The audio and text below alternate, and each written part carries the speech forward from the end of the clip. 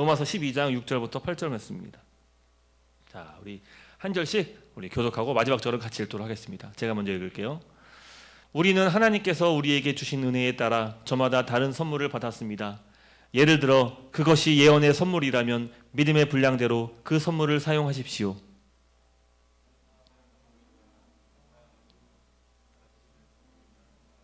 함께요. 격려하는 선물이면 격려하는 일로, 남을 구제하는 선물이면 너그럽게 나누는 일로, 지도하는 선물이면 열성을 다해 자선을 베풀어 주는 것이면 기쁨으로 그 선물을 사용하십시오. 아멘. 우리가 지난주에 우리 안산에 바닷가를 다녀오지 않았습니까? 저도 한 주 동안에 좀 또 가고 싶은 마음이 좀 들더라고요. 그래서 다 같이 이렇게 참 멀리까지 갔지만 그래도 참 잘 다녀왔다. 특별히 이 바다, 올 한 해 이제 첫 바다를 이제 구경을 했는데 뭐 마음이 좀 뭐랄까 바다처럼 넓어지는 좀 이렇게 그런 마음을 좀 누릴 수가 있어가지고 좋았습니다. 하지만 그러나 바로 다음 날 월요일부터 다시 일상으로 돌아가면서 그 여유로웠던 마음들이 조금씩 무너졌지만 그러나 또 오늘 주일날 또 이렇게 함께 모여서 또 예배하고 또 함께 친교하면서 더 그런 우리 마음 가운데 넉넉하고 또 주님 주시는 풍성한 은혜로 가득할 수 있기를 간절히 소망합니다. 아멘. 마이크를 지난주에 우리 교인 한 명을 신방을 했습니다. 삶을 나누고 격려하고 또 교회 생활을 잘 하는지 또 한번 살펴보고 또 그런 대화를 했습니다. 대화 결과가 대체적으로 만족스러웠습니다. 또 몇 가지 확인할 수 있었는데 우선 우리 이분이 저를 참 신뢰를 하더라고요. 또 교회의 방향과 비전에 공감을 해줬고 특별히 정회원 제도를 시행하면서 나타나게 될 그런 아름다운 교회 모습을 또 소망한다는 사실을 확인할 수가 있었습니다. 이 정회원 제도, 뭐 정확한 명칭은 입교인 제도라고도 할 수 있겠는데요. 이게 좀 낯설다는 말도 좀 같이 좀 얘기해 줬어요. 그래서 이제 제가 이제 그 정회원 제도에 대해 취지와 목적을 좀 설명해 주니까 아주 신선하다는 그런 반응을 보였습니다. 여러분들은 좀 어떻습니까? 이제 오늘 오후 예배 때 이제 처음으로 이제 정회원 제도, 입교인 제도에 대해서 함께 나눌 텐데 좀 낯설 거예요. 여기 대부분은 다 오랫동안 한 교회에서 신앙생활해 왔던 분들이기 때문에 여러분들의 교회에서는 이런 제도가 없었기 때문에 그러니까 여러분들은 그냥 어린 시절 이제 세례를 받고 또 이제 교회에 자연스럽게 입교했기 때문에 이런 과정을 거치지 않았죠. 근데 보통 일반적으로 교회를 옮길 때에 이제 전입 교인은 그 교회 받아주는 교회의 절차에 따라서 등록 교인으로 이제 입교인으로 되는 과정을 거치게 되는 것입니다. 그래서 이제 여러분들이 이제 산위의 교회에 왔기 때문에 그런 전입 교인이기 때문에 그래서 이제 입교 절차를 이제 진행을 하는 것인데 좀 더 좀 명확하게 하고 싶은 마음이 좀 있어요. 우리가 한 몸이다. 한 가족이다. 이런 얘기를 말로 신앙 고백으로 하는 것과 더불어서 실제로 그렇게 살고자 우리가 함께 서약을 하는 것이 우리 공동체를 하나님께서 주시고 하나님께서 다스리시고 우리 공동체를 하나됨을 주님께서 이루어 가신다는 사실을 함께 신앙 고백했으므로 이제는 그 서약과 함께 이제 실제로 그렇게 살아가고자 하는 그런 절차 좀 분명히 하고 싶은 마음이 있었던 것입니다. 특별히 이 정회원 제도는요 그동안 참된 교회가 여러분 이제 기억하십니까? 참된 교회의 세 가지 특징 제가 이제 설교 때마다 매번 강조해가지고 이제는 외우셔야 돼요. 이제는 이제 외우셔야 됩니다. 참된 교회의 세 가지 특징. 우리 종교 개혁자들은 카톨릭 교회에서 빠져나올 때에 그들은 카톨릭 사람들의 비난을 받았어요. 저 사람들 교회를 떠났네. 교회 밖에는 구원이 없는데 저 사람들은 이미 이제 지옥의 사단의 자녀가 되어버렸다. 이렇게 카톨릭 교회에서는 그들을 출교시켜 버렸어요. 하지만 종교 개혁자들은 그런 것이 아니에요. 카톨릭 교회가 참된 교회가 아니기 때문에 자신들이 그곳에서 개혁을 시도했지만 실패했고 더 이상 카톨릭 교회에 머물면서 개혁할 수 없음을 스스로 자각하고 이제는 그곳에서 분리되어서 참된 교회를 세우고자 했던 것이죠. 이것이 이제 마틴 루터의 이제 종교개혁날 이제 함께 시작했고 이제 근 100년 동안 그 일들이 계속 진행되었습니다. 그러나 여전히 카톨릭 교회에서는 계속 비난했어요. 저들에게는 구원이 없다. 그러나 이제 종교 개혁자들은 신학을 정립하게 됐어요. 성경을 연구했던 학자들이기 때문에 신학을 잘 정리했습니다. 어떻게 해요? 바로 진짜 교회는 너희 카톨릭 교회가 아니라 바로 우리 개신교회다. 그러면서 세 가지 참된 교회의 특징을 내세웠던 거예요. 그 첫 번째가 뭡니까? 바로 순수한 말씀의 선포. 네. 카톨릭 교회는 순수하게 설교를 하지 않았다는 거예요. 교황이 말씀대로 설교한 것이 아니라 성경대로 설교한 것이 아니라 자기가 뭐라고 자기가 원하는 대로 욕심에 따라서 설교하고 성도들을 어지럽혔다. 그러므로 너희는 참된 교회가 아니다. 이렇게 했습니다. 두 번째, 참된 정당한 성례의 집회. 이것을 참된 교회로 꼽았던 것이죠. 그리고 마지막 세 번째, 신실한 권징의 시행이 비롯돼야지 그때 교회가 참된 교회다. 그리고 우리가 지금 빠져나와서 세운 개신교회는 이 참된 교회에 부합한 교회다라고 선언했습니다. 그로부터 모든 개신교회는 교파 다 초월해가지고 이 세 가지 참된 특징을 우리는 참된 교회로 보고 있는 것이에요. 그러나 지금 수백 년이 지나 한국 교회도 그렇고 외국 여러 유럽 교회도 그렇고 어느 순간부터 이 종교 개혁자들이 붙잡고 개신교회를 이뤘던 이 세 가지 특징을 잃어버리기 시작한 거예요. 어느 순간부터 잃어버리기 시작한 거예요. 그러면서 점점 교회가 하나님의 뜻과 멀어지게 된 것이죠. 물론 이거는 어떤 개교회를 얘기하는 것은 아니에요. 우리 모두가 다시 한번 이 참된 교회의 회복을 꿈꾸자는 것을 이야기하고 싶은 것이. 물론 한국에 정말 좋은 교회들이 많이 있습니다. 또 이 같은 세 가지 특징들을 보이는 교회들도 있습니다. 우리 산위의 교회도 이 카톨릭 교회에서 빠져나왔을 때에 그 종교개혁자들의 정신을 붙잡고 거룩하고 보편적이고 하나이면서 사도적인 교회를 이루고자 이런 시도를 하는 것이 그 첫걸음이 바로 정회원 제도, 입교인 제도라는 것입니다. 네. 할렐루야. 좀 어려운 얘기를 했는데 자, 이 뒷 내용들은 나중에 또 오후 예배 때 하도록 하고요. 자, 우리 이제 헌법으로 넘어갈 텐데, 여러분 우리의 어떤 이 교회를 세우는 이 과정 가운데 주 하나님 성령께서 함께 하시고, 특별히 우리 모두가 한 마음을 가지고 이 일들을 이뤘으면 좋겠습니다. 네. 할렐루야. 그리고 할 수 있고요. 저는 꿈을 꿔요. 반드시 건강하고 좋고 가족됨을 누릴 수 있는 교회를 세울 수 있다는 확신을 합니다. 좋은 교인이 곧 좋은 교회고요. 성경적 교인이 곧 성경적 교회입니다. 그러므로 우리 스스로가 교인됨을 분명히 하는 것이 정말 중요한 것이죠. 자, 우리 이제 오늘이 이제 헌법 설교 마지막이에요. 진짜 오래 했어요. 한 5주에 걸쳐서 했던 것 같아요. 이거 계속 읽는 것도 사실 힘들어요. 여러분 그거 아세요? 이게 목사가 막 성경을 연구해가지고 그 정말 하나님께서 주시는 그 아주 분명한 특별히 또 그 하나님의 음성을 막 전하고 싶은 그런 욕구가 얼마나 있는지 아십니까? 하나님 말씀을 더 막 알려주고 싶고 막 깨닫게 해주고 싶고 그 뜻에 함께 풍성 우리가 은혜에 취하고 싶고 근데 이렇게 딱딱한 이 헌법 설교하는 게 이 목사로서는 진짜 하기 힘든 거예요. 근데 그 어려운 일을 우리가 해냈다는 겁니다. 오늘 마지막 이제 안 해. 이제 끝. 그래서 이제 다음 주부터는 이제 우리 성경적 교회 우리 책 나눠 받았죠? 그래서 이 성경적 교회를 우리가 같이 또 시작을 하도록 할 겁니다. 자, 오늘은 이제 집사 권사에 대해서 살필 것입니다. 자, 제 9장 안수 집사입니다. 제 51조 안수 집사의 의. 교회의 택함을 받아 목회자와 당회에 협력하여 교회를 돕는 귀중한 직분이다. 자, 제 52조 안수 집사의 자격과 임직. 이제 여러분들 이거 잘 보셔야 돼요. 이거를 제가 읽는 이유는요. 여러분들에게 한번 숙지시켜주기 위해서요. 지금 뭐 암기할 수는 없어요. 근데 나중에 혹시라도 제가 이 헌법대로 질서 있게 교회를 운영하거나 어떤 일을 결정하거나 이런 일, 그러니까 헌법대로 하지 않을 일이 발생하면은 그때 여러분들이 깨우쳐줘야 돼요.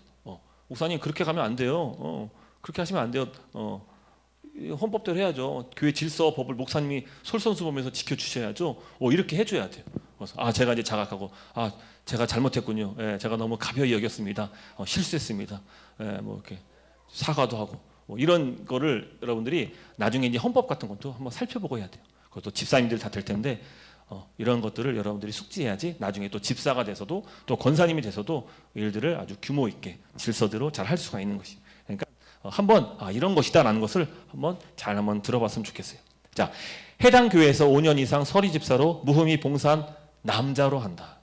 남자. 안수 집사는 남자의 직분이에요. 그리고 권사님은 여자의 직분인 겁니다. 2. 성령 침례의 체험이 있어야 하고 연령은 만 35세부터 만 65세까지로 하며 디모데전서 3장 8절 13절의 거리낌이 없어야 한다. 그러니까 우리 지금 나이가 아직 20대라 다들 그렇죠. 우리 창식이가 이제 가장 가깝네요.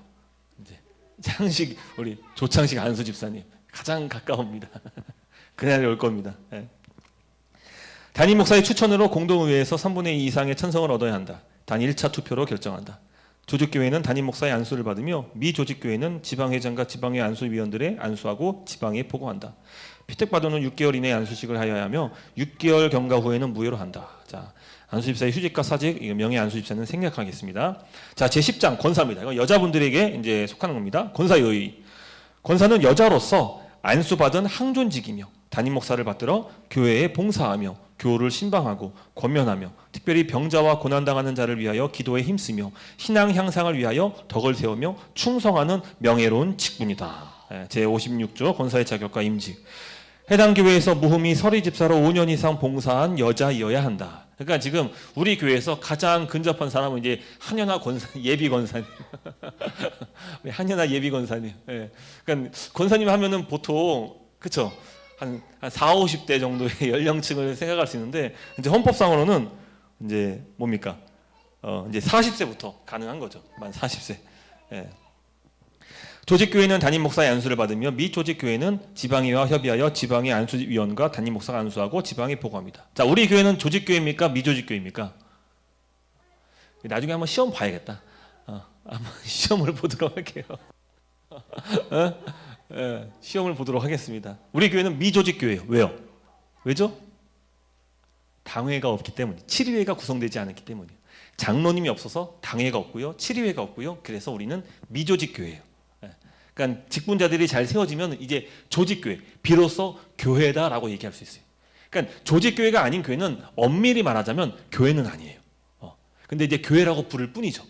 근데 엄밀히 말하면은 모든 직분들이 다 있어야 돼. 항존직이 다 있고 그 항존 직분의 직무들이 원활하게 잘 이루어질 때 그때 비로소 교회가 주의 통치 다스림대로 교회가 될 수 있어요. 조직교회로 세워질 수가 있는 것이. 우리는 아직 불완전한 교회다. 빨리 사모해야 된다. 그러니까 장로님 되기를 사모하고 권사님 되기를 사모하고 집사님 되기를 사모해서 우리 교회가 더욱더 온전히 세워질 수 있어야 한다는 것이. 자, 공동의회의 3분의 2 이상의 찬성을 얻어야 한다. 자, 1차 투표를 한다. 자, 휴직과 사직, 명예권사는 생략합니다. 자, 이제 서리 집사예요. 이제 서리 집사는 여러분들이 곧 임박했어요. 이거는. 자, 한번 보세요. 서리 집사는 담임 목사의 임명을 받아 교회 봉사와 교인 신방에 적극 참여하는 귀중한 직분이다. 여기서 차이점이 있죠. 안수 집사나 이 안수 집사님 같은 경우는 어떻게 합니까? 어떻게 선출됩니까? 투표로 선출이 돼요. 투표로. 또 권사님도 투표로 선출됩니다. 그러나 서리 집사는 담임 목사가 임명하는 거예요. 담임 목사가 임명을 해요. 그래서 여러분 성도들의 선출을 받지 못했기 때문에 그 임기가 1년이에요. 해마다 바뀌는 거예요. 그래서 올해 서리 집사 하더라도 내년에 서리 집사가 안 될 수도 있어요. 또 서리 집사 자체가 아직 항존직이 없을 때 혹은 항존직이 있는데 결혼이 발생했을 때 누군가가 공백이 발생했을 때 그 일을 보충하기 위해서 서리 집사를 세우는 거예요. 그러니까 우리 교회는 아직 항존직이 없기 때문에 서리 집사가 필요한 거예요. 그리고 아마 여러분들이 교인 절차를 밟고 나면은 바로 서리 집사로 임명이 될 거예요. 그래서 지금 당장은 모두가 다 서리 집사일 필요는 없어요. 한 명 내지 2명 정도 이제 교회를 위해서 이제 담임 목사에게 임명을 받아서 또 봉사와 신방에 적극적으로 참여할 수 있는 그런 일을 이제 하게 되는 것이. 자, 60조 서리 집사의 자격. 주일 성소와 공예배에 참석하며 11조를 드리며 침례 교인으로서 1년 이상 된 자로 디모데전서 3장 8절 13절의 거리낌이 없는 무흠한 자여야 한다. 자, 여기까지 이제 집사 권사님에 관해서 살폈습니다. 자, 카도시 TV 제가 이제 강영 강도사님 얘기를 많이 하는데 이번에 책도 출간됐더라고요. 그래서 그 강의 내용이 제가 여러 많은 유튜브 강의들을 찾아봤는데 가장 어린 강도사님이 강의했는데 그 내용이 너무 좋았어요. 특별히 이 종교 개혁자들의 이후에 그 어떤 그 선조들이 남긴 유산들, 어떤 신앙의 고백들 이런 것들을 잘 설명하고 그리고 과거의 원래 본래의 그 직분의 의미들을 잘 가르치고 설명해가지고 제가 이 영상들을 되게 많이 참고했는데요. 자, 근데 이 강희영 강도사님이 한국 교회 내에 가장 왜곡된 직분을 안수 집사로 꼽았어요. 집사님으로 꼽았어요. 서리 집사. 예.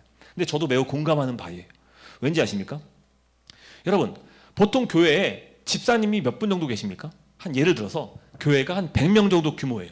여러분들이 다녔던 교회가 한 그 정도 됐잖아요. 100명 정도의 규모예요. 그럼 보통 그 교회에 집사님이 몇 분 정도 계십니까? 잘 몰라요? 다 집사님 아니에요? 그렇죠? 모두가 다 집사님이죠. 성도님이라는 표현을 뭐 쓰는 게 무색할 만큼 모두에게 다 그냥 집사님 아니면 권사님이에요.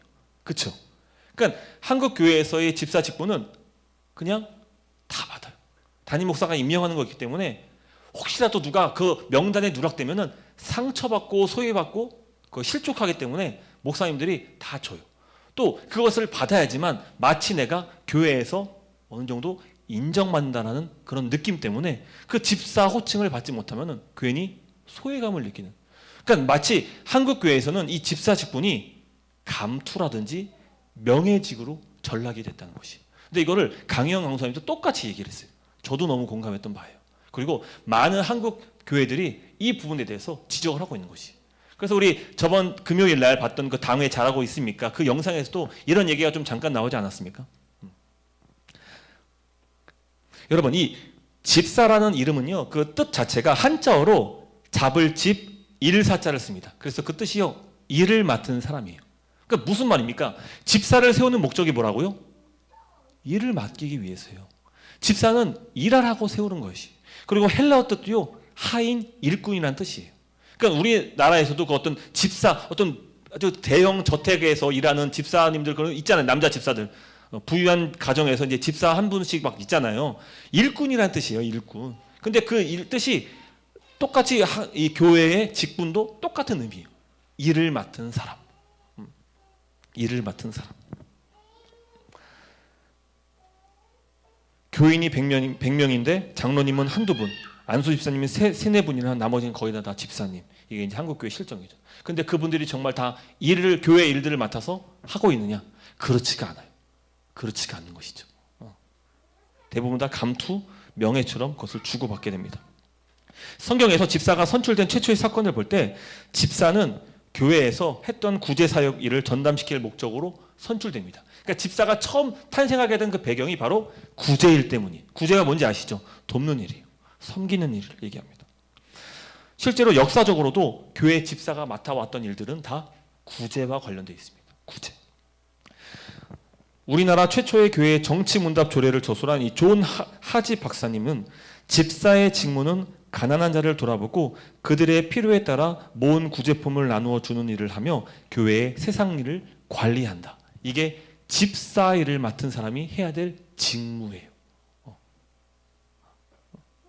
정리하자면은 여러분, 목사와 장로, 지지난주에 우리가 장로에 대해서 살폈잖아요. 목사와 장로는요, 영적인 일을 다스리고 관리하는 일을 맡았다면요, 집사는요, 물질적이고 교회의 세상적인 일을 관리하는 역할을 맡습니다. 이해가 되십니까? 그래서 제가 이 집사가 세워지고 나면은 이 재정을 맡긴다라고 이야기하는 것은요, 목사 장로는 치리하는 역할을 맡는 거예요. 성도들을 돌보고 하나님 말씀대로 권면하고 또 그 말씀대로 살아갈 수 있도록 함께 또 기도하고 또 일을 또 가르치고 하는 일을 하는 것이죠. 여러분 잘 들어보세요. 장로님도 집사님도 또 목사님도 모두 신방을 주 사역을 합니다. 그러니까 이 세 직분 다 신방을 해야 돼요. 근데 목적이 다릅니다. 목사와 장로는 영적인 다스림, 성도의 신앙을 돌보기 위한 목적으로 신방을 한다면은 집사는 성도의 삶, 재정적인 것, 질병 이런 다양한 문제들을 살피기 위한 목적으로 신방을 하게 됩니다.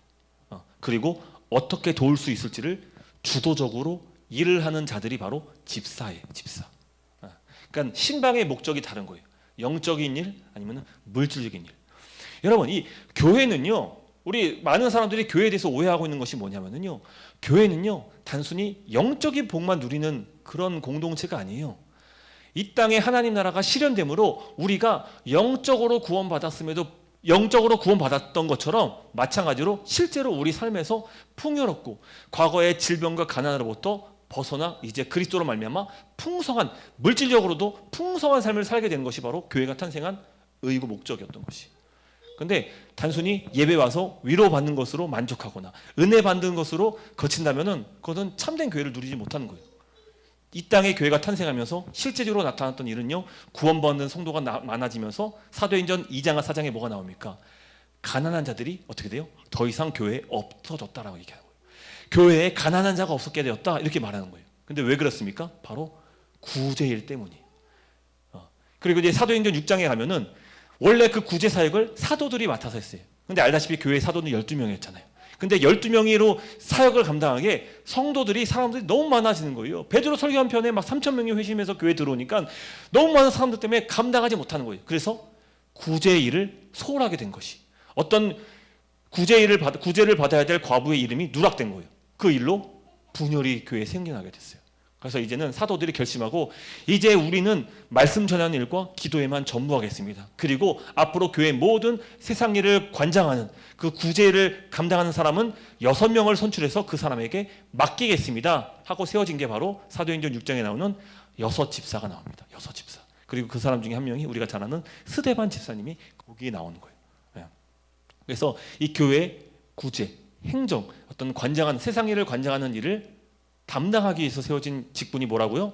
집사인 거예요. 집사. 그래서 저는 정말 소망해요. 우리 교회에 성경적 집사가 세워져가지고 정말 우리 교회에 정말 어려운 일들이 많이 있잖아요. 이게 목사가 살피기에는 민감하고 좀 그런 부분들이 있다고요. 물론 목사는 영적인 부분, 신앙적인 부분을 멘토해 줄 수 있고 가르쳐 줄 수 있고 돌이킬 수 있게 할 수 있지만, 그러나 실제적인 여러분의 삶 가운데 나타나는 그 문제들은 목사 혼자 다 할 수가 없는 거예요. 그 일들은 집사님이 세워질 때 그 온전한 하나님의 교회의 풍성함, 은혜, 그 어떤 그 풍성함이 나타날 수 있게 되는 것이. 그래서 뭐 예를 들면 학업에 대한 문제들도 의논할 수 있고, 또 진로에 관해서 집사님과 상담할 수 있고, 심지어 뭐 결혼 문제도, 또 집을 구입하는 문제도, 어쩌면은 또 가난해서 어떤 정말 삶이 하루하루 힘든 그런 또 실정에 놓여 있는 사람들도 이제 집사와 논의하면서 교회가 어떻게 도울지를 구체적으로 살피고 그 일들을 진행하는 일들, 이게 바로 이제 집사가 해야 되는 일이.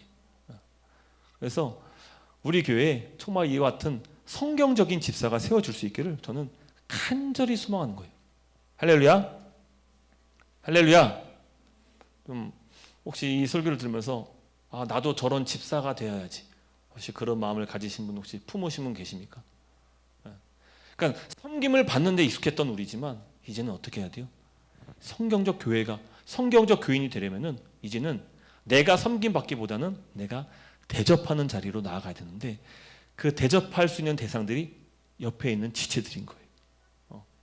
그리고 여러분들이 만일 이와 같은 성경적 집사가 될 수 있다면 우리 교회는 어떻습니까? 수많은 어려움들 중에서 우리는 풍성한 삶을 살아갈 수 있고, 또 문제들이 해결받을 수 있고, 그리고 실제적인 우리 삶에 큰 도움을 받을 수가 있게 되는 것이. 안타깝게도 한국교회에서 이 집사의 직분은 이와는 좀 별개로 이렇게 이루어지고 있는 것이 좀 있죠. 자, 다음은 이제 권사를 살펴볼 텐데요. 이 성경은 사실 권사라는 단어가 등장하지 않습니다. 그래서 장로교회는 항존직에서 권사를 제외합니다. 하지만 성경은 권사의 역할이 나옵니다. 사도행전 4장 36절 말씀인데요. 같이 한번 읽어볼까요? 시작.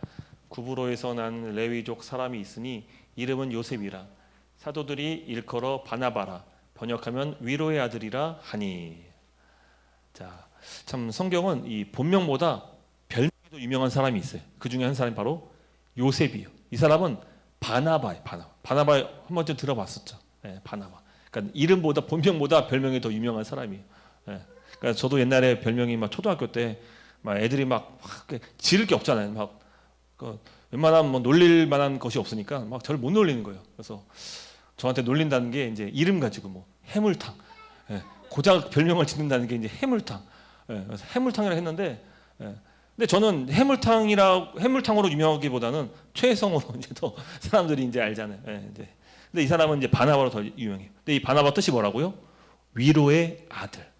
근데 이 위로의 아들, 위로의 자가 이 헬라어로 파라클레토스인데 이게 뭡니까? 권사라는 단어의 어원이.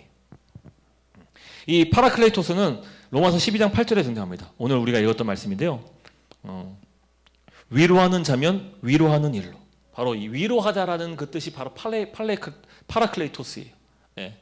또 이것은 이제 요한복음에서는 이제 성령님 보혜사로 또 설명되어지기도 하죠. 예. 자, 여러분 우리 로마서 우리 좀 전에 읽었던 12장 6절부터 8절에는 네 가지 교회 직분이 나옵니다. 같이 한번 천천히 읽어볼게요. 시작. 혹 섬기는 일이면 섬기는 일로, 혹 가르치는 자면 가르치는 일로, 혹 위로하는 자면 위로하는 일로, 구제하는 자는 성실함으로, 다스리는 자는 부지런함으로, 긍휼을 베푸는 자는 즐거움으로 할 것이니라. 여기에 딱히 집사, 장로라는 명칭은 나오지 않지만 그러나 그들의 직무가 나오죠. 한번 봅시다. 여러분 가르치는 일 하면 누가 떠오릅니까? 어떤 직분이 떠오르죠? 목사, 맞아요. 자, 다스리는 일, 다스리는 자는 어떤 직분이 떠오릅니까? 그렇죠, 장로. 아, 예. 이제 좀 뭔가 좀 가르친 보람이 좀 느껴져요. 예, 뭐 시험 안 봐도 될 것 같은데요. 자, 섬기는 일은 누가 떠오릅니까? 어떤 직분? 그렇죠, 집사가 떠오르죠. 그리고 위로하는 일은 누가 떠오릅니까? 권사가 떠오르는 거예요. 맞아요. 그래서 저희 순복음 교단에서는 이 네 가지 직분 모두를 항존직으로 보는 것이에요.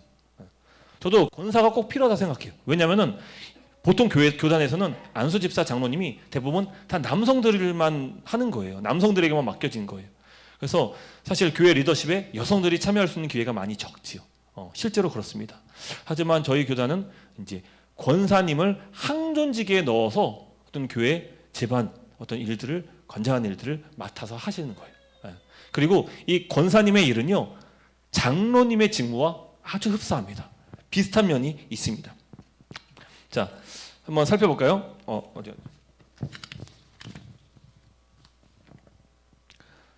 자, 여성님의 일이 어떤 거냐면 권면하는 일, 격려하는 일, 훈계하는 일. 이게 권사님의 직무예요. 근데 장로님도 그렇잖아요. 권면하고 격려하고 훈계하고. 이거 장로님이 맡은 역할이잖아요. 교회 내에 낙심한 자, 질병으로 고통하는 자, 재정에 어려움을 당하는 자를 찾아가 신방하고 기도하고 용기를 주고 잘 권면해 주는 역할이 누가 한다고요? 권사님. 그러니까 신방은 하지만 목적이 집사님과 다른 거예요. 집사님은 그 사람의 문제를 해결해 주고자 찾아가서 신방한다면은 권사님은 위로하고 격려하고 무엇보다 잘 권면해서 세우는 일을 하는 거예요. 그러니까 어떻게 보면 장로님의 일과 비슷하죠.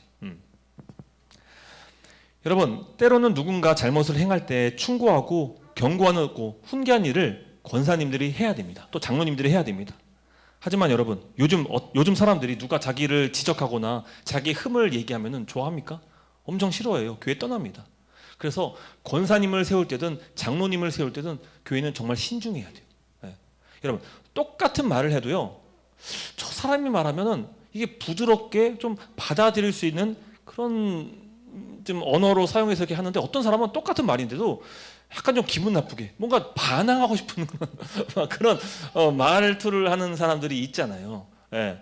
그래서 어떤 이런 다스리는 일을 맡은 사람들은 잘 이렇게 권면할 수 있는 그런 은혜, 어떤 잘 이렇게 위로할 수 있는 그런 또 품성을 가진 사람들이 좀 세워질 필요가 있습니다. 그래서 우리 교회는 어떻게 해요? 좀 권사님의 어떤 또 직무를 잘 할 수 있는 그런 분이 계십니까? 이 사람이 말하면 참 그 조언이 좀 달갑고 좀 뼈아픈 말이지만 그래도 좀 말을 좀 듣고 싶어. 혹시 그런 분이 있습니까? 네, 그런 분이 있기를 간절히 소망하죠. 네. 특별히 권사님은 오랜 경험을 바탕으로 어머니의 마음을 갖고 찾아가 진심으로 잘못을 뉘우칠 수 있도록 해야 되는 것이. 우리 지난주에 이제 장로님도 목사님도 이제 어머님처럼 아버지처럼 성도를 다스린다라고 얘기했는데 권사님도 마찬가지. 정말 어머니 마음. 그래서 가급적이면 권사님은 좀 나이 연령대가 있는 게 좀 좋아요. 너무 어린 사람이 가가지고 얘기하면은 조금 이 조언 같은 경우도 좀 어려울 때가 있죠. 그래서 좀 나이가 좀 지긋하시고 좀 온화하신 그런 분이 좀 권사님을 맡는 것이 좀 좋죠. 자, 이제 12장 마지막 회의입니다. 회의. 자, 61조 공동의회입니다. 조직 및 회원. 이게 마지막이요. 이제 회의가. 공동의회 조직은 개교회에 침례받은 만 18세 이상 된 자로 한다. 자, 쭉 넘어가서요. 우리 결의사항만 살펴볼게요. 3번 결의사항. 1년 동안의 교회 교세 보고 예산 및 결산을 결의한다. 그러니까 여러분 공동의회는요. 모든 입교인이 다 참여해야 되는 거예요. 그러니까 여러분들이 이제 정회원 제도를 마치고 이제 정회원 서약을 마치고 나면은 이제 저희 교회도 공동의회가 생기는 거예요. 근데 그 공동의회는 모두가 다 참여해야 돼요. 그게 의무입니다. 그리고 중요한 교회 결정 사항들을 함께 논의하고 함께 의논하고 함께 결정해야 되는 것이죠. 자, 그러니까 이 결의사항 잘 봐야 돼요. 앞으로 여러분들이 곧 이 공동의회 때 이 일들을 주도적으로 하게 될 것이에요. 다시 한번 할게요. 1년 동안의 교회 교세 보고 예산 및 결산을 결의한다. 장로, 안수집사, 권사 피택 투표를 하되 출석 회원의 3분의 2 이상 찬성하여야 하고 1차 투표를 결정한다. 본총회에서 교회 합병, 교단 탈퇴 결의 시 출석 교인의 4분의 3 서명 날인이 있어야 한다. 기타 공동의회 인준이 필요한 사항을 결의 인준한다. 자, 중요하게 볼 것은 예결산, 교회 재정 예결산을 결의합니다. 그리고 직분자 선출을 공동의회에서 하는 거예요. 여러분 직분자가 중요하다는 사실은 여러분 이제 알겠죠. 아무나 함부로 세워지면 안 된다는 것을 이제 좀 어느 정도 인지했죠. 근데 그 투표권 결정권이 누구에게 있다고요? 교인들에게 있는 거예요. 그래서 장로교 헌법에는요, 교회의 주권이 교인에게 있다고 말을 하고 있어요. 왜요? 교인들이 투표해가지고 선출된 직분자가 교회를 다스리는 일을 하고 섬기는 일을 하고 권면하고 위로하는 일을 맡기 때문이에요. 그래서 교회가 직분자를 통해 질서 있게 교회가 세워져 나가는 것이에요. 그래서 정말 좋은 교인이 세워져야 돼요. 정말 성령의 뜻, 성령의 인도하심을 받을 수 있는 그런 교인이 우리 교회의 교인이 되어야 돼요. 그래야 그분들이 바르게 직분자를 선출할 수 있는 거예요. 또 그 직분자는 누가 됩니까? 교인들 가운데 직분자가 선출되는 거예요. 여러분들이 모두가 다 직분자 후보자들이. 그러므로 여러분 교인이 얼마나 좋은 교인이어야겠습니까? 제가 강조하잖아요. 여러분 좋은 목사는요, 다른 말로 좋은 교인이어야 돼요. 좋은 교인이 있어야 좋은 목사도 나올 수 있어요. 다르게 얘기하면 좋은 장로가 나오려면은 좋은 교인이 되어야 돼요. 좋은 집사 권사님이 나오려면은요, 좋은 교인이 되어야 돼요. 그러므로 여러분 정회원 제도, 입교인 제도가 얼마나 중요한지, 좋은 교인, 함께 좋은 교인 되고자 서약하면서 함께 그 일들을 행하는 이런 절차가 정말 중요하다는 것입니다. 자, 공동회의 넘어가고요. 이제 재직회입니다. 재직회 누가 참석하냐면요, 바로 담임 목사, 장로, 안수집사, 권사, 서리집사입니다. 그러니까 교회 내 모든 직분자들, 헌법에서 설명했던 모든 직분자들이 다 참여해야 되는 게 이제 재직회입니다. 자, 재직회에서는 어떤 일을 합니까? 결의 및 사무, 합법적으로 결정한 예산 집행을 한다. 단 당회가 있는 교회는 당회가 집행할 수도 있다. 교회 동산, 부동산을 관리 운영한다. 단 당회가 있는 교회는 당회가 할 수도 있다. 효과적인 사무 집행을 위해 필요한 부서를 둔다. 미 조직 교회의 경우에는 지방회와 협의하여 재직회에서 담임 교역자의 청빙 절차를 결의할 수 있다. 자, 재직회의 중요한 것은요, 바로 재정적인 부분입니다. 재정적인 것. 그러니까 재정의 예산, 결산, 그리고 모든 일들을 집행하는 일을 재직회에서 관장합니다. 특별히 누가 주도적으로 일을 하겠습니까? 재정적인 것이니까 교회 누구? 어떤 직분? 집사가 그 일을 맡은 거예요. 집사가. 아까 이제 당회에서도 집행할 수 있다고 하는데, 이제 당회에서 감독하는 역할을 맡는 것이 가장 좋습니다. 그리고 실제적인 모든 재정에 대한 관리는 집사들의 회인 집사회에서 하는 것이 가장 좋은 것이죠. 그래서 이런 일들을 재직해서 이제 하는 겁니다. 자, 마지막 7위입니다. 63조 7위의 의의. 성도들이 적극적으로 교회 공동체 활동을 하도록 하며 받은 은사를 온전케 하고 불법, 불의, 이단, 세속이 교회를 해하지 못하게 하기 위하여 철저히 치리할 권한을 부여받은 치리회를 두어 교회가 받은 의무와 책임을 충실히 행하며 완전케 하는데 그 의의가 있다. 여러분 이 내용을 딱 봐도 이게 영적인 일을 관장하는구나 라는 것이 딱 드러나죠. 어떤 물질적이거나 재정적인 것이 아니라는 것이 확연히 드러나잖아요. 그래서 교회 내에서 죄가 대한 문제들을 일단 치리회가 맡아가지고 그 일들을 하는 거예요. 그러니까 집사 일과 장로와 목사 일은 구분되어야 되는 거예요. 그래서 우리가 이제 당회 잘하고 있습니까? 거기에서도 얘기하는 것 중에 한 목사님 그 얘기했잖아요. 당회가 너무 많은 일을 해서 문제다. 이 말 뜻이 이해가 됩니까? 당회가 너무 많은 일을 해서 문제가 되는 거예요. 그 일은 뭡니까? 집사 일까지도 당해서 하려고 하는 거예요. 치리회가 집사의 재정에 맞는 일까지도 다 관여하려고 하니까 그게 문제가 되는 거예요. 교회에 예를 들어서 어떤 교회 장소를 알아보는 그 일, 이거 누가 주도적으로 해야 될 것 같아요? 어떤 직분자가 교회를 임대하고 어떤 교회 관리비를 하고 어떤 교회 뭐 인테리어를 하고 어떤 교회 뭐 이런 일반적인 일들을 어떤 직분자가 좀 주도적으로 해야 될 것 같아요? 그렇죠. 집사가 해야 되는 거예요. 근데 보통 일반 교회에서는 누가 합니까? 목사님이 하는 거예요. 근데 목사님은 원래는 치리회 목적으로 세워진 직분이잖아요. 그래서 가르치는 장로는 다스리는 장로가 그 직무잖아요. 물론 성도가 없어가지고 그 일을 맡아서 할 사람이 없어가지고 목사님이 해야 되는 것은 어쩔 수 없는 상황이에요. 근데 교회에 집사님이 있어요. 권사님이 계세요. 장로님이 계세요. 근데 모든 일을 다 목사 중심으로 다 일들이 결정되는 그 일들이 문제가 되는 것이죠. 또 어떤 경우는 당회에서 장로님과 목사님의 그 당회에서 모든 일들을 다 결정하는 것이 문제가 된다는 것이 이제 그 방송에서 얘기했던 그 얘기예요. 당회가 너무 많은 일을 한다. 구분될 필요가 있어요. 나뉘어져요. 그래야 교회가 건강할 수 있어요. 한 사람의 독보적인 리더십이 교회 안에 자리 잡으면요, 그 교회는 분명히 잘못된 방향으로 나갈 수가 있어요. 하지만 서로 어떻습니까?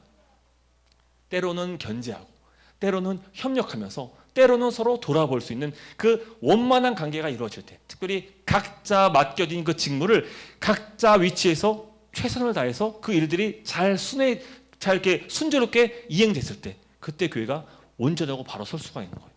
그러니까 목사 너무 뛰어나면요, 그게 오히려 문제가 될 수 있는 거예요. 장로님 한 분이 너무 뛰어나면요, 그 장로님이 뭐 슈퍼 장로님이 돼가지고 모든 일을 다 이렇게 일을 잘 처리하잖아요. 그러면 나중에 지금은 모르지만 나중에 가면 문제가 생길 수 있는 거예요. 네. 그 일들 집사를 세워가지고 그 일을 관장하게 맡기는 거예요. 장로와 목사, 특히 목사는 사도가 했던 것처럼 기도하고 말씀 전하는 일에 전무하는 것이 가장 좋은 것이. 저는 이 가운데 훌륭한 집사님의 후보가 있을 거라 생각해요. 그래서 제가 굳이 나서지 않아도, 혹은 제가 나설 필요가 없을 만큼 훌륭한 집사로서 그 일들을 감당할 수 있는 능력을 갖춘 자들이 이 안에 있다라고 생각해요. 또 그분들이 집사로 세워지면은 우리 산의 교회가 더 좋은 교회가 될 거라고 저는 확신을 합니다. 자, 마지막 당회입니다. 14장 당회 및 운영위원회.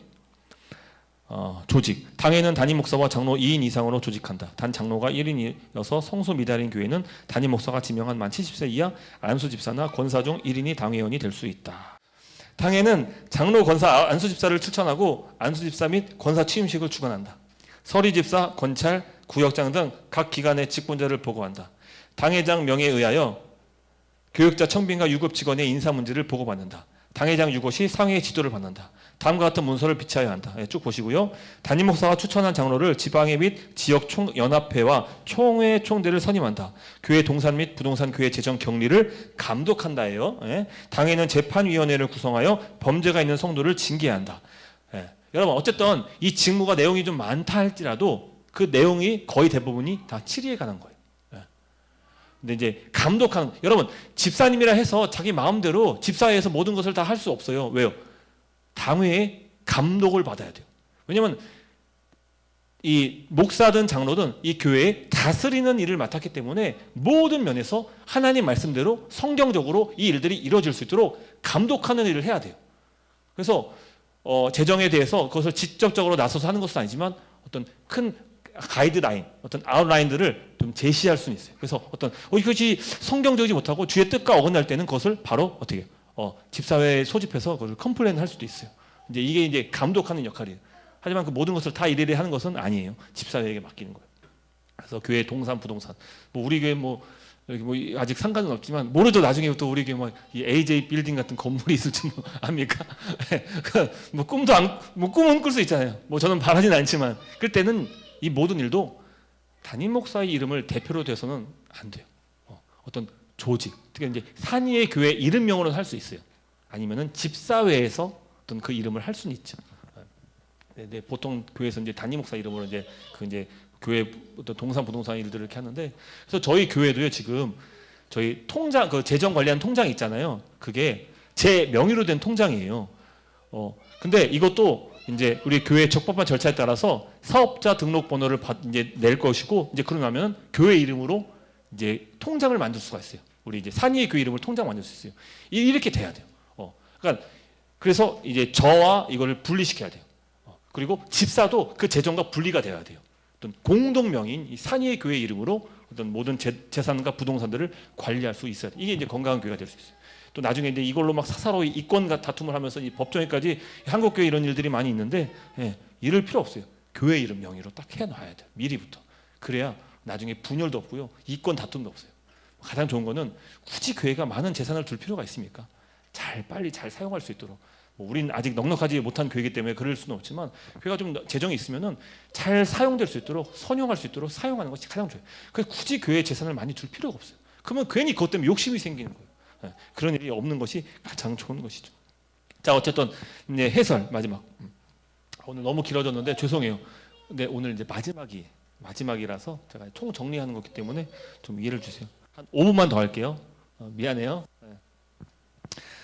자, 교회 정치 원리는 교회 주권을 가진 이 교인들의 투표로 직분자들이 세워집니다. 그래서 여러분들 잘 선택할 수 있도록 이제 그 일들을 목사인 제가 지도를 해야죠. 직분자는 모임, 회의를 통해서 교회 치리, 행정, 구제 등 사역을 합니다. 여러분 개인적으로 결정하는 것이 아니에요. 항상 모든 일을 할 때는요. 앞서서 얘기했죠. 공동의회에서 결정하는 거예요. 재직회에서 결정하는 거고요. 치리회인 당회에서 결정하는 거예요. 무슨 말입니까? 여러분 아무리 한 사람이 뛰어나더라도 모든 일을 다 결정할 수 있는 권한이 교회는 있다 없다? 없어요. 항상 회에서, 회는 모임을 얘기해요. 모일회잖아요. 회에서 모든 일을 결정하는 거예요. 그게 바람직한 주님께서 이 교회를 다스리는 정치고 통치인 것이. 근데 이제 안타깝게도 이제 한국 교회에서는 이제 그 당회 잘하고 계십니까? 그 영상에서도 목사의 전횡이라는 단어가 나왔어요. 기억하십니까? 목사의 전횡. 이 전횡이라는 단어의 뜻이 뭔지 압니까? 한마디로 쉽게 얘기하면 다 모든 것을 자기가 원하는 대로 하는 거예요. 근데 그런 교회들이 간혹 있어요. 간혹 있어요. 그러면 그 교회는 결국 어떻게 됩니까? 목사의 교회가 되는 거예요. 좋은 교회일 수가 없어요. 주님께서는 이 교회를 온전함을 위해서 각 직분을 세웠고 질서를 세웠고 그 질서대로 교회가 주의 다스림과 통치를 받을 수 있도록 하신 거예요. 그래서 우리는 한 몸이지만 여러 다양한 지체가 있는 거예요. 여러 다양한 지체는요 각자 받은 은사와 직분이 있어요. 그리고 그 받은 대로 교회를 열심히 섬기고 할 때 주님께서 그 모든 것을 원활하게 한 몸으로 건강하게 교회를 세워나가시는 거예요. 근데 모든 결정은 모인 회의 때 결정한다는 것이 가장 중요한 거예요. 그래서 이제 제가 교회 예산을 세울 때도 비록 여러분들이 아직 우리 교회 입교인은 아니었지만 어쨌든 그 일들을 물론 예산은 제가 이제 편성은 했지만 여러분들에게 확인을 받고 동의와 또 이것을 결의를 같이 했던 것은 목사 혼자 독단적으로 하는 것이 아니라는 것을 이 교회 질서를 보여주기 위해서 그렇게 한 거예요. 이제 곧 우리가 정회원이 되고 난 다음에는 이제 그 일들을 우리가 함께 하게 될 거예요. 특별히 집사님들이 그 일을 주도적으로 교회 예산을 편성하게 될 것이에요. 그리고 나머지 공동의회에서 그것을 결정하는 거예요. 그래서 찬성받고 동의를 받고 제청을 받아야지 그것이 통과되고 그 한 해 동안 예산으로 딱 편성이 되는 것이에요. 그래요. 아빠 너무 길게 했어. 미안. 빨리 끝낼게요. 네. 자, 여기까지 할게요. 네. 잘했다. 한 2분 남은 것 같은데 마지막 이것만 할게요. 교회에서 늘 하는 얘기가 교회 회의는 짧게 기도는 많이 이런 말 들어보셨습니까? 근데 좋은 말 아니에요. 여러분 회의가 짧아진 만큼 그 교회 결정을 누가 한다는 얘기예요? 혼자 한다는 거예요. 안 돼요. 그거 좋은 거 아니에요. 성도는 기도시키고 모든 결정은 다 어떤 특정 리더십이 한다? 건강한 교회 아닙니다. 항상 이 교단 헌법도 얘기하지만 모든 것은 이 회의를 통해서 결정해야 돼요. 회의를 통해서.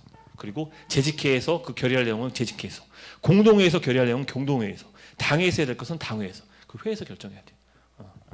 그래서 우리는 회의를 잘하는 법을 배워야 돼요. 여러분 회의를 진행하다 보면 서로 감정이 상할 수 있어요. 왜냐하면 내 의견이 잘 반영되지 않으면 괜히 왜 사람인지라 이게 왜 내 의견은 왜 반영이 안 되는 거야? 기분 나쁠 수 있어요. 근데요 그것 때문에 기분 나빠서는 안 돼요. 이 교회가 내 교회가 아닌 이상 함께 결정하는 것에 있어서는 동의하고 그것을 따라줘야 돼요. 좀 넉넉한 마음을 가질 필요 있어요. 또 어떤 사람은 특히 교회에서 입김이 센 사람들이 있어요. 좀 발언권이 센 사람들이 있어요.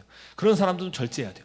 너무 교회에서 많은 말을 하면 안 돼요. 특히 회의 때 뭐 나눔을 할 때 혼자 말들을 독식하면은요, 그 교회 전체적인 분위기가 다 그쪽으로 쏠릴 수가 있어요. 그래서 여러분, 대표적으로 교회에서 가장 발언권이 센 사람이 누굽니까? 목사예요. 그래서 목사는요, 공동의회에서 우리 나오잖아요. 당회 의장이라고. 네. 당회 사회자예요.